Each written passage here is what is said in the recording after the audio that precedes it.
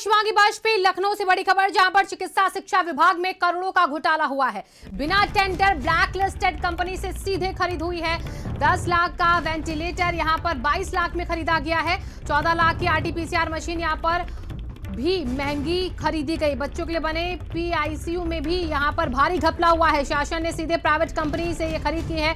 58 करोड़ रुपए की खरीद में यहां पर एक खुला है घोटाला। प्रमुख सचिव आलोक कुमार ने जारी किया था आदेश। खुलासा होने के बाद भी यहां पर जांच के आदेश नहीं है। शासन ने सीधे एक प्राइवेट कंपनी से खरीदी और चीजें इसके बाद नियम शिथिल कर 2 से 4 गुना कीमत पर खरीदा गया है। 58 करोड़ रुपए का उपकरण सप्लाई या ऑर्डर दिया गया था। तो बिना टेंडर ब्लैकलिस्टेड कंपनी से खरीद का यह मामला खुलासा हुआ है और इसी के साथ यहां पर शासन ने सीधे प्राइवेट कंपनी से कहा जा रहा कि ये खरीद की है जो कि ब्लैकलिस्टेड कंपनी है।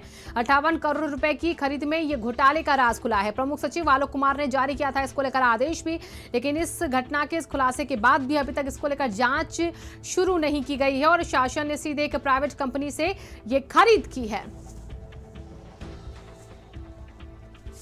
तो 2 से 4 गुना की कीमत पर यहां पर एक खरीद 58 करोड़ रुपए दिए गए थे। चिकित्सा शिक्षा विभाग में एक करोड़ों का घोटाला सामने आया। बिना टेंडर ब्लैकलिस्टेड कंपनी से सीधे खरीद कर ली जाती है और 10 लाख का वेंटिलेटर 22 लाख में खरीदा जाता है। हमारे स्टेट हेड वीरेंद्र जी जुड़ चुके हैं ज्यादा जानकारी के साथ। वीरेंद्र जी, चिकित्सा शिक्षा विभाग है जहां पर ऐसी कंपनी को चुना गया जो ऑलरेडी ब्लैकलिस्टेड थी, क्यों?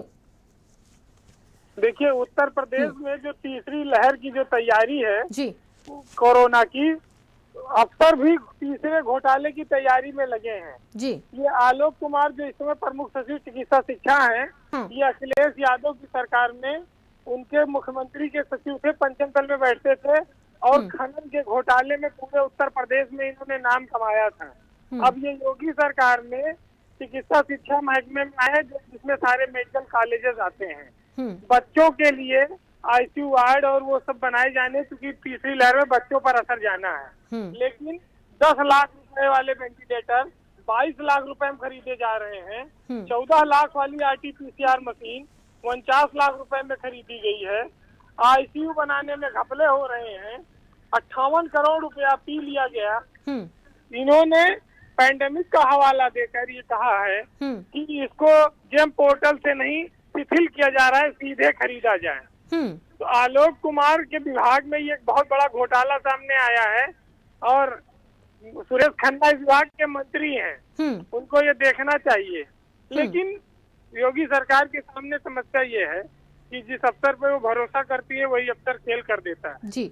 आज उत्तर प्रदेश में इतना बड़ा खुलासा हुआ है कि नियम कानून को शिथिल करके सामान दुगने और चौगुने दामों पर खरीदे जा रहे हैं और सरकार आंखें मूंदे हैं जी। सरकार को इसमें कार्रवाई करनी चाहिए जी। कुछ दिन पहले अभी आम आदमी पार्टी के नेता संजय सिंह ने भी ये मुद्दा उठाया था। अब ये मामला खुलकर सामने आ गया है भ्रष्टाचार का। तो जिस तरह से आपदा में अवसर की बात कही गई थी, उसको अफसरों ने अक्षरशः पालन किया है, करोड़ों रुपए बना रहे हैं जी। वीरेंद्र जी, देखिए हैरानी की बात ये भी है कि इस खुलासे के बाद भी कोई एक्शन नहीं और इसके बाद भी अभी तक आंखें मूंद करके बैठे वो लोग जिनके ऊपर जिम्मेदारी थी कि इसको सामने आने के बाद इसको क्लियर किया जाए, लेकिन इसके बाद भी अभी तक चुप्पी क्यों है? और कितने दिन पहले ये कागजात सामने आए जिसमें इसकी पूरी लिस्ट सामने आ गई घोटाले की? देखिए, ये योगी सरकार भ्रष्टाचार पर जीरो टॉलरेंस की बात कहती है। 4.5 साल से ज्यादा का वक्त हो गया है, लेकिन तमाम घोटाले खुल रहे हैं और हायर लेवल पे उच्च अधिकारियों के नाम आते हैं उसमें, लेकिन सरकार उन पर कार्रवाई नहीं करती है। सिर्फ बयान देने के लिए वो ईमानदारी और पारदर्शिता की बात करती है। आलोक कुमार ने ये 58 करोड़ रुपया जो जनता की गाढ़ी कमाई का पैसा था, सरकारी धन था, इसको लुटा दिया कंपनियों पर, दागी कंपनियों पर। जिस कंपनी से उत्तर प्रदेश में खरीद की बात कही जा रही है, इस कंपनी पर यह भी आरोप है कि इसने दूसरे स्टेट में इस पर कार्रवाई हुई है, घटिया सप्लाई दी है। 58 करोड़ रुपया कोई मामूली रकम नहीं है और कोरोना से लड़ाई के बीच अधिकारी सरकारी खजाने से भी लड़ाई करने में जुटे हैं, उसको खाली करने में जुटे हैं, करोड़ों रुपए बना रहे हैं। भ्रष्टाचार चरम सीमा पर पहुंच गया है। किसी की जान की कीमत के बजाय अफसर अपनी जेब भरने में लगे हैं। जो सामान 2 रुपए का है उसको 6 रुपया 8 रुपया में क्यों खरीदा जा रहा है, ये बहुत बड़ा सवाल है। उसका जवाब उत्तर प्रदेश की सरकार को देना पड़ेगा। बिल्कुल। सरकार को चुनाव में जाना है। सरकार ऐसे भ्रष्टाचार को अपने ऊपर लेकर चुनाव में जाएगी तो जनता और विपक्षी दल उससे सवाल करेंगे और इससे वो बच नहीं सकती है।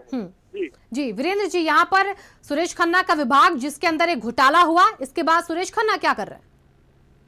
देखिए, सुरेश खन्ना उत्तर प्रदेश के ईमानदार और अच्छे मंत्रियों में गिने जाते हैं। मुख्यमंत्री का काफी विश्वास भी उन्हें हासिल है, लेकिन ऐसा लगता है कि वो असहाय हो गए हैं क्योंकि ब्यूरोक्रेसी ने इस सरकार में नेताओं को पंगु बना रखा है। मंत्रियों को वो मनमानी करते हैं और उनके सब कतार सीधे पंचम तल से जुड़े हुए हैं। तो सबका मालिक जब एक बैठा हुआ है ऊपर, तो वो किसी मंत्री को क्यों सुनेंगे जी? और जो सबका मालिक है वो कुछ चुनिंदा अफसरों के माध्यम से उत्तर प्रदेश में इस तरह से घोटालों पर पर्दा डालता है, लेकिन जनता की नजरों में बातें आ जाती हैं। जी बिल्कुल। लोग मर गए, उनको ऑक्सीजन नहीं मिला, सड़क पर मर गए, बेड नहीं मिला। कोरोना काल जो भयावह गुजरा है उसके बावजूद बच्चों पर आशंका है। अगर ये लहर आ गई तीसरी और उसके लिए जो तैयारियां उन्हें घोटाले पर उसकी नींव बन रही है, ये कितने दिन खड़ी रहेगी? अफसरों ने उत्तर प्रदेश को लूटने में कोई कसर नहीं छोड़ी है और योगी सरकार के ऊपर ये बदनुमा दाग है। जी बहुत बहुत शुक्रिया वीरेंद्र जी, तमाम जानकारियों के लिए आपका।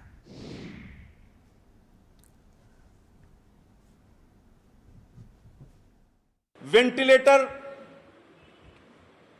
बच्चों के लिए खरीदा जा रहा है 22 लाख रुपए में, जिसकी बाजार में कीमत 12,50,000 रुपए लगभग है। वेंटिलेटर यूनिवर्सल खरीदा जा रहा है 17,11,000 रुपए में, जिसकी बाजार में कीमत 9 लाख रुपए है। बाईपैप खरीदा जा रहा है 2,73,280 रुपए में, जिसकी बाजार में कीमत लगभग 1 लाख रुपए है। बच्चों को तीसरी लहर से बचाने के नाम पर इतनी लूट और भ्रष्टाचार, और अभी अगर ये कहर आ जाएगी, ये महामारी टूट पड़ेगी, तो हम सब अपने घर के अपने प्रिय लोगों को मरते हुए देखते रहेंगे।